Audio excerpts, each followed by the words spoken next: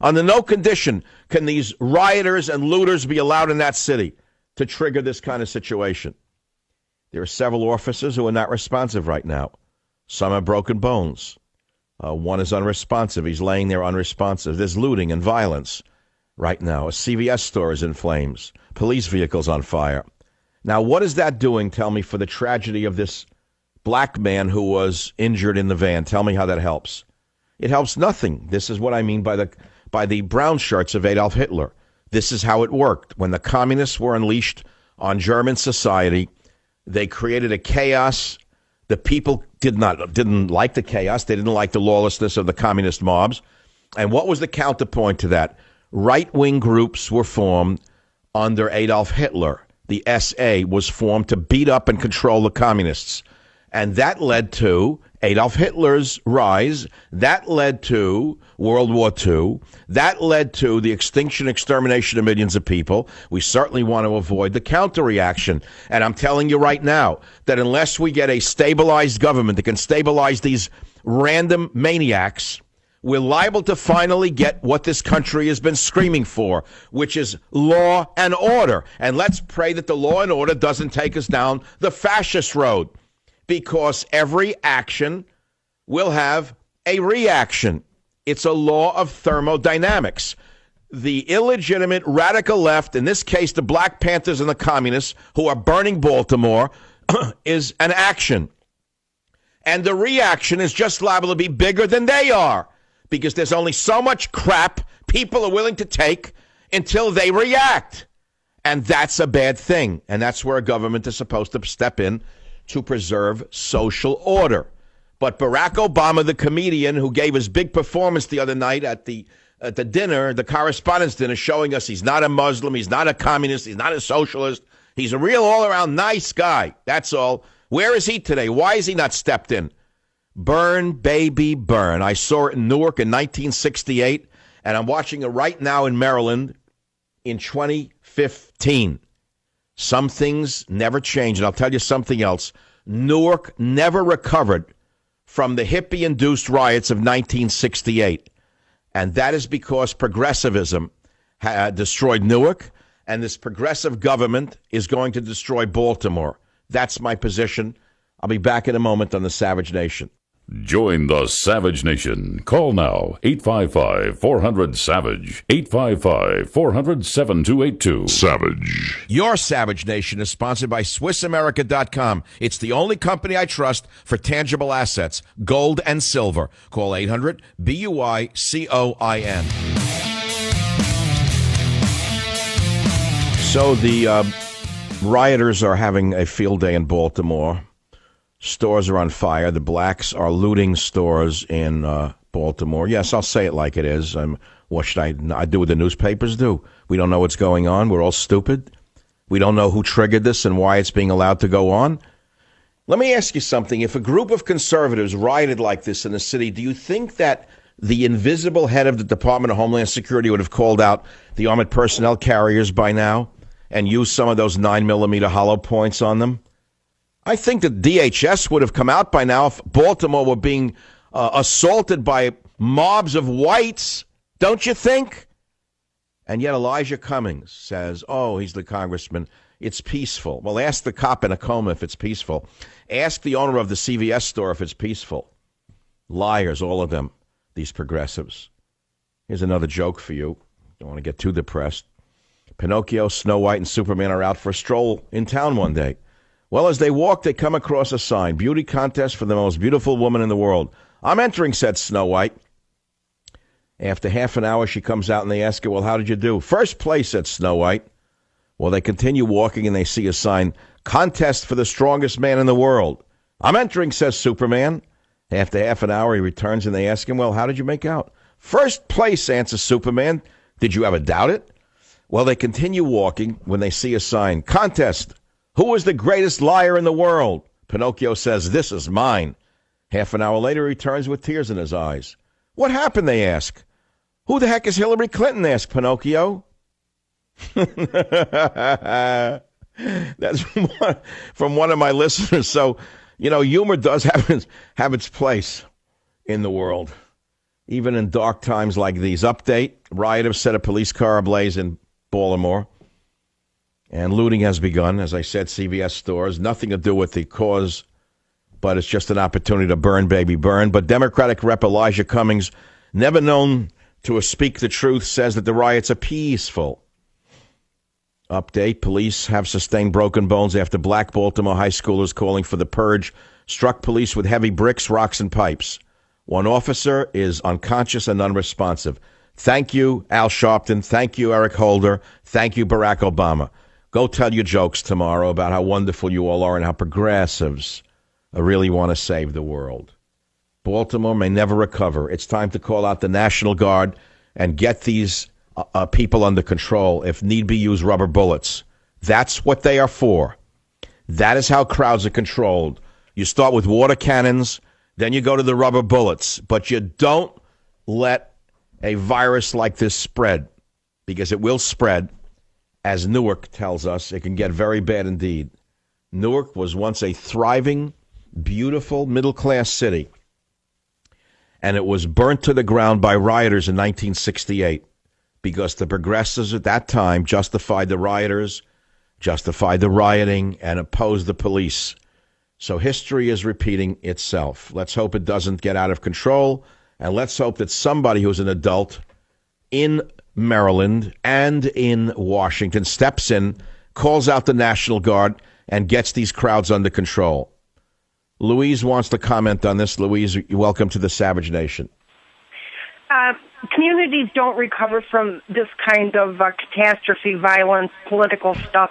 Look at Watts, Jersey City, Harlem, North Minneapolis, sections of L.A. The businesses leave and they turn into crime-ridden hellholes. Yeah, but then they can blame the police for it. No, it's not the police.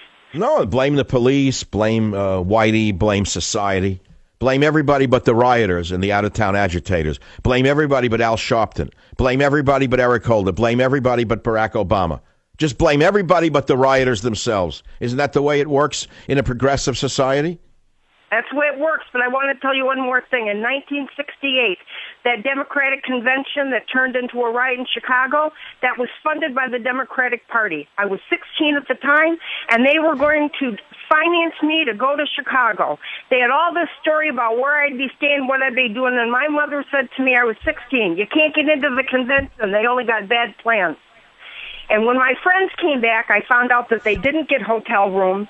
They didn't have anywhere to shower. They were just dropped off at the riot site. So they were using you as like a kid being used, like the kids are being used in Baltimore now to attack the police.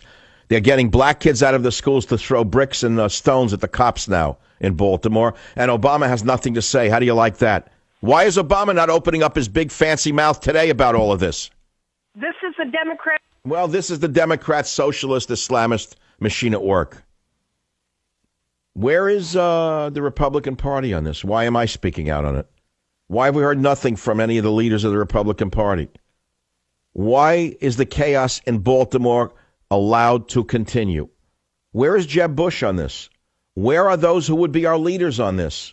Nowhere to be found because they're not our leaders on anything. They're just politicians at the end of the day. And so the gangs now are out of control in Baltimore. Just as we had in Ferguson, we have the same thing now in Baltimore. And unless the leaders of Baltimore step in and give the police more power and bring in the National Guard with rubber bullets and water cannons, it's going to get a lot worse. It's not going to stop itself. These things don't stop. Not when you have Black Panther Party troublemakers out there looking for burn, baby, burn theories. You understand that? So here we are. I mean, I could go back to Velikovsky and all of that, but you know, I started the show by talking about, is the world coming to an end? And I said, of course it is not. And we talked about cataclysms and celestial bodies and electromagnetic forces and the disappearance of species on the earth. And now we take it right down home. And here in America, because of the progressive president, because of outside agitators who should have been in prison a long time ago, grifters, the city is burning. And the police are on the front lines once again, taking all of the hatred, all of the pain, all of the violence stimulated by this progressive government. Join the Savage Nation. Call now, 855-400-SAVAGE. Savage. The greatest luck on earth. I mean, just when Hillary was on the ropes, just when a few people were starting to notice how corrupt they appear to be, after so many years of seeing the overt pay for play and the corruption, I just thought maybe this time they're going to get it. And then an earthquake hits in Nepal, and there we go. All of the boys and girls in the media, the empty suits, the empty skirts. Earthquake, earthquake, earthquake, earthquake, earthquake, Hillary is gone. Bingo. And the first thought was, maybe Bill Clinton had the government of Nepal trigger the earthquake for a donation to the Clinton Foundation, using some Canadian uranium billionaire to funnel the money. I don't know. Anything's possible with them. Someone sent me an announcement from a local junior college here in Santa Rosa, California, where the vermin who run the college are opening a dream center, a one-stop shop for illegal alien students. They built them a whole building, and they're going to give them freebies, one freebie after another. Non-state-funded scholarships, state-funded institutional grants and waivers, Cal grants, all for illegal aliens, non-citizens. What about the students in this country who were born here, whose parents were born here, whose grandparents were born here, who fought for the country or not qualified for any of these scholarships? The answer is that there should be a massive class action lawsuit against the Santa Rosa Junior College and every other college in the country that provides scholarships for illegal aliens. They're all saying, well, welcome to our undocumented student center, the Dream Center. Come to DACA. DACA is the Deferred Action for Child Arrivals passed by the criminal Barack Obama administration, written as an executive order by the evil president, enacted in 2012, that grants certain illegal alien youth who came to the U.S. as children a certain type of permission to stay. Now they're adding to that, and they're giving them free scholarships. Free scholarships, free tuition, bending over backwards, while poor students in America, black, white, Hispanic, Asian, who are citizens, are told to go to hell and get in the back of the line.